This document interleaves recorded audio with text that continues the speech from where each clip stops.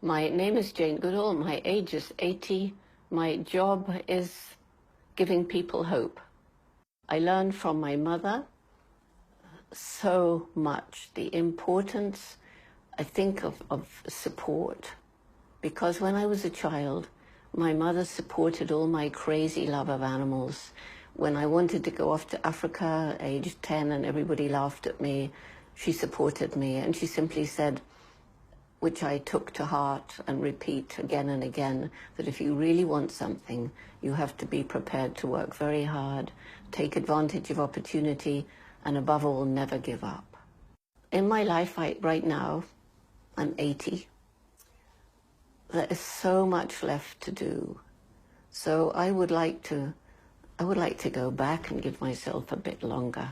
But as it is, I don't know how long I have to live, but certain it is that every year takes me closer to the end, whenever that end is.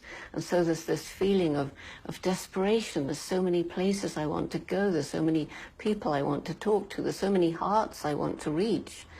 And I'm just me, and I try and use this electronic stuff, and it does work to a certain extent, but it's not the same as being there and sensing a person and trying to get in here where it seems impossible to do.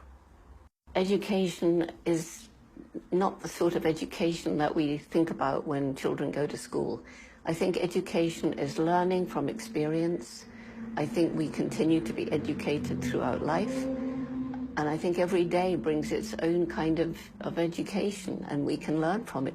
If we keep our eyes open, our ears open, and think of every day as an adventure, then each day will give us a lesson. I have many kinds of happiness. I'm completely happy when I'm alone in nature. I love to be alone in nature. It makes me very happy.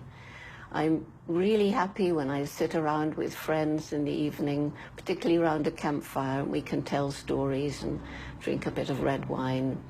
I'm totally happy when I'm walking with a dog, because dogs make me really, really happy, because you can just be yourself with a dog, and a dog is always himself or herself with me.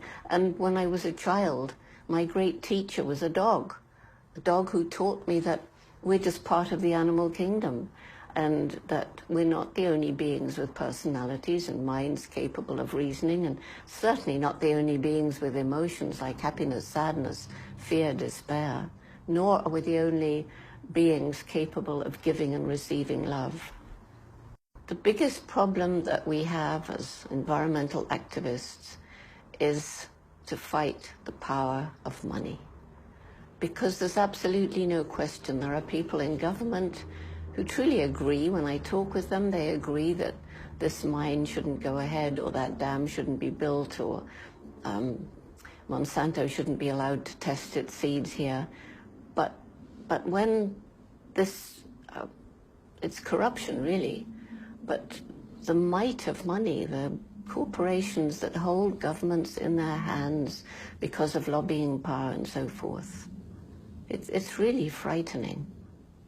If I'm allowed to change a few things, if I just have this magic power, I would like to, without causing any pain or suffering, reduce the number of people on the planet, because there's too many of us. It's a planet of finite resources, and we're using them up. And that's going to mean so much suffering in the future. I would like to alleviate poverty, because when you're poor, never mind the individual suffering, you're destroying the environment, because you have to. You have to cut down the last trees to try and grow a bit of food to feed yourself and your family, or to make some charcoal. Or you have to buy the cheapest food, even if that did cause horrendous suffering to animals or child slave labor somewhere else. So alleviate poverty. And maybe the hardest of all, but what I really, really, really would love to change, is the unsustainable lifestyle of everybody else. We're just greedy. And I always think of Mahatma Gandhi saying, this planet can provide for human need, but not for human greed. And that is so right.